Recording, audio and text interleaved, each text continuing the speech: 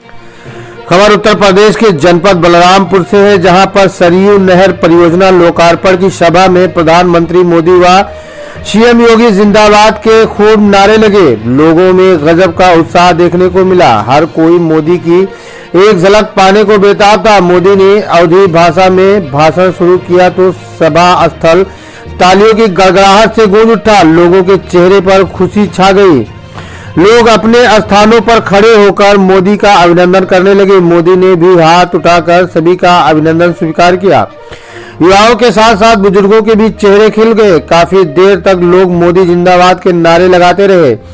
जी आपको बताते चले, सदर ब्लॉक के रेणुकानाथ मंदिर स्थित हसुआ डोल गांव में सुबह से ही भीड़ जुटनी शुरू हो गई थी। तमाम महिलाएं गीत गाते हुए सभा स्थल की ओर पैदल जाती दिखी। दोपहर 12 बजते सभा स्थल खचाखच भर गया। मोदी योगी का हेलीकॉप्टर हवा में मंडराता देख लोग अपना स्थान छोड़कर खड़े हो गए। हजारों लोग मोदी मोदी योगी योगी के जिंदाबाद करने लगे।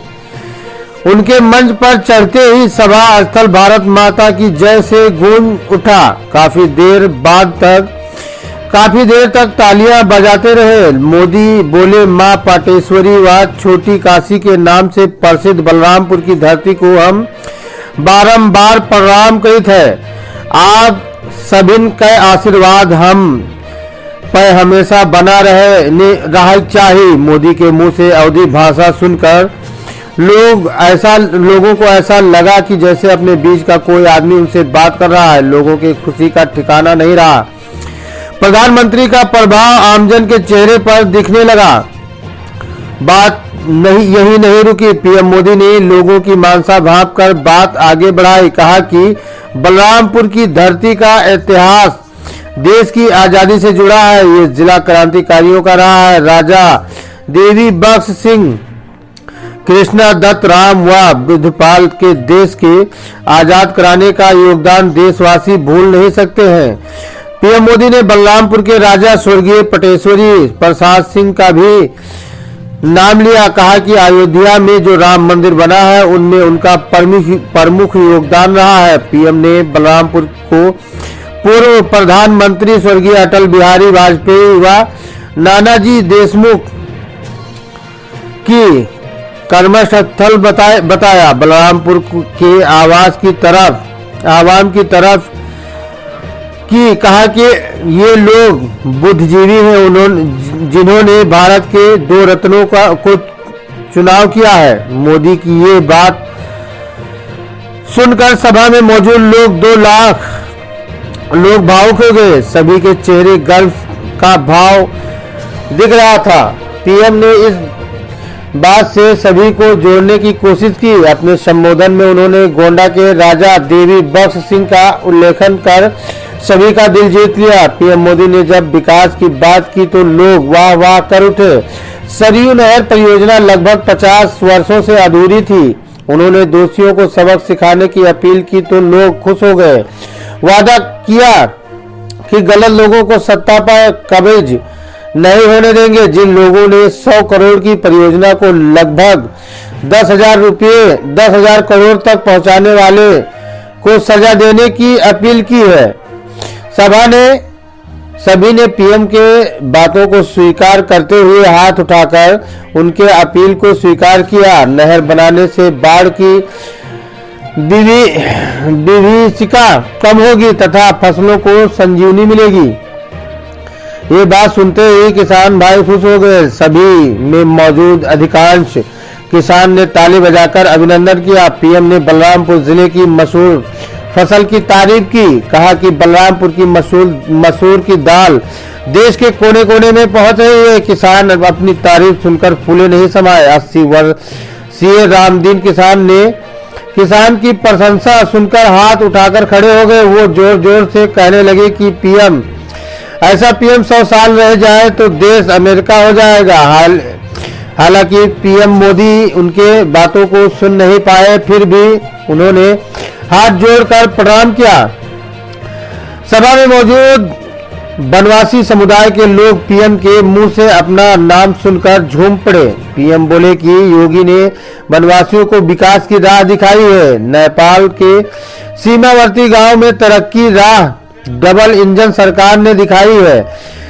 वनवासियों ने पीएम के मुंह से अपनी तारीफ सुनी तो खड़े होकर भाजपा का झंडा सभा में लहराने लगे।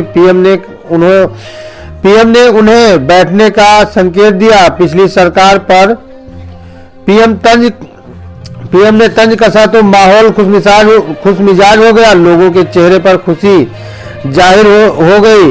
लोग एक दूसरे को पकड़कर हंसने लगे। विपक्ष पर निशाना साधने की बात पर लोगों ने खूब ठहाके लगाए। परियोजनाओं का उद्घाटन भाजपा करती है, लेकिन विपक्ष के लोग श्रेय लेने का प्रयास करते हैं। परियोजना ऐसी है कि कुछ महत्वपूर्ण विपक्षियों का जन्म ही नहीं हुआ था, फिर भी वे उद्घाटन की बात करते हैं। पीएम के चुटकुले पर लोगों ने खूब ठहाके लगाए।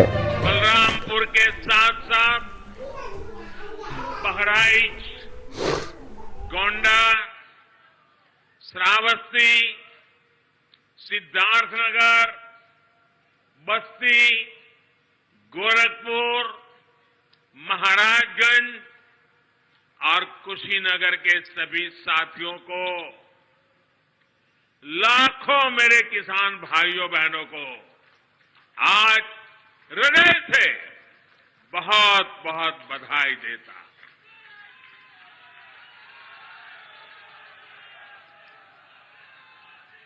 बारिश के मौसम में इस क्षेत्र में जो परेशानियां आती हैं, उनका हल निकालने में इससे मदद मिलेगी। और मैं जानता हूं मेरे प्यारे भाइयों बहनों, हमारे यहां तो इतिहास गवाह है, अगर किसी ने प्यासे को एक प्याला भर पानी पिला दिया होता है तो वो इंसान जीवन भर कभी उस ऋण को भूलता नहीं है, जीवन भर उस इंसान को भूलता नहीं। और आज लाखों किसानों के प्यासे खेत जब पानी प्राप्त करेंगे, मुझे पक्का भरोसा है आपके आशीर्वाद जीवन भर हमें काम करने की ताकत देंगे। आपके आशीर्वाद हमें नई ऊर्जा देंगे। भाइयों बहनों, आज मैं ये भी कहना चाहूंगा, विशेष रूप से वो किसान जिनके पास 2 हेक्टेयर से कम भूमि है, उनके लिए सिंचाई की ये व्यवस्था जीवन बदलने वाली होती है। जैसे कोई व्यक्ति मृत्युशैया पर पड़ा हो, उसको ब्लड की जरूरत हो, लहू की जरूरत हो, रक्त की आवश्यकता हो, और जैसे ही डॉक्टर रक्त ला करके उसको चढ़ाएं और उसकी जीवन बच जाता है, इस पूरे क्षेत्र के खेतों को ऐसी ही नई जिंदगी मिलने वाली है। साथियों, बलरामपुर की मसूर दाल का स्वाद तो बीते सालों में देश भर में फैला ही है।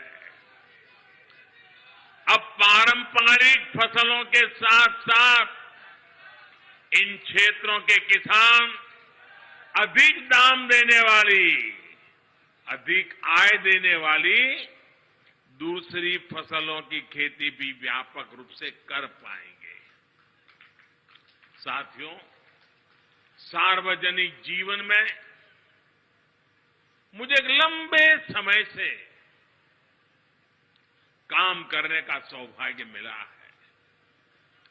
मैंने पहले की कितनी ही सरकारें देखी है, उनका कामकाज भी देखा है।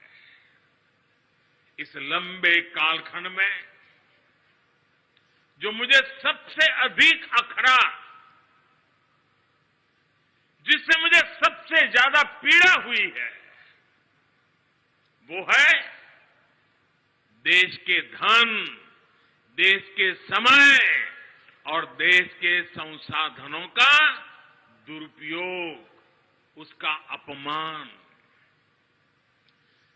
सरकारी पैसे हैं तो मुझे क्या, मेरा क्या, ये तो सरकारी है।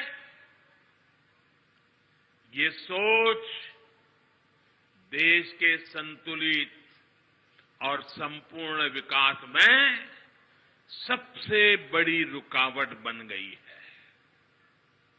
इसी सोच ने सरयू नहर परियोजना को लटकाया भी, भटकाया भी। आज से करीब 50 साल पहले इस पर काम शुरू हुआ था। आप सोचिए 50 साल के बाद आज इसका काम पूरा हो रहा है। जब इस परियोजना पर काम शुरू हुआ था, ये सिर्फ यहां के नागरिक नहीं, देश के नागरिक भी इस बात को समझे, हिंदुस्तान का हर नागरिक समझे, हिंदुस्तान का मेरा नौजवान समझे, जो अपने उज्जवल भविष्य की कामना करता है, वो मेरा देश का हर नौजवान समझे। साथियों, जब इस परियोजना पर काम शुरू हुआ था तो इसकी लागत 100 करोड़ रुपए से भी कम थी। जरा आप बोलेंगे कितनी लागत थी उस समय जब शुरू होना था तब? कितनी थी? 100 करोड़। और आज कहां पहुंचा मालूम है? आज ये लगभग 10,000 करोड़ रुपए खर्च करने के बाद पूरी हुई है। 10,000 करोड़। कितना? पहले होना था 100 करोड़ में, आज हुआ 10,000 करोड़ में। ये पैसा किसका था भाइयों? ये पैसा किसका था? ये धन किसका था? आपका था कि नहीं था? इसके मालिक आप थे कि नहीं थे? आपके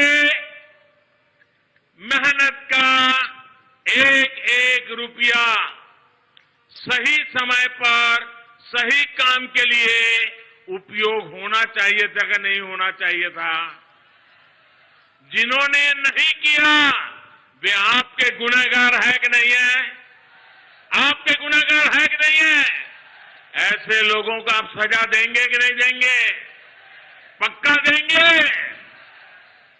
मेरे प्यारे भाइयों बहनों, पहले की सरकारों की लापरवाही की 100 गुना ज्यादा कीमत इस देश को चुकानी पड़ी है।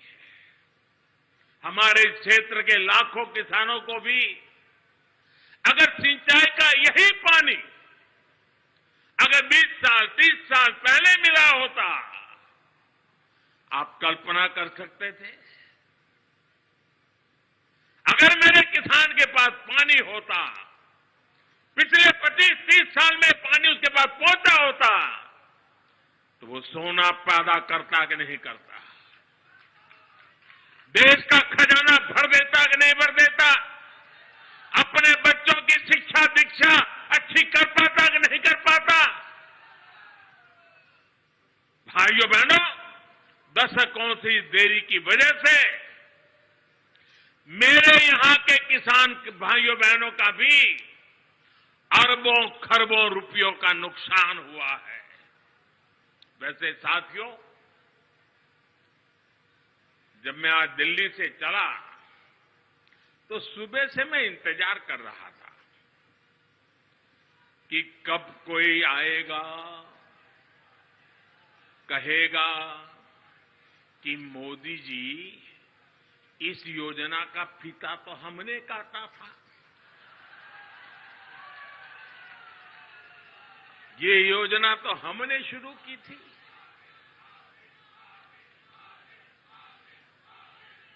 कुछ लोग हैं जिनकी आदत है ऐसा कहने की।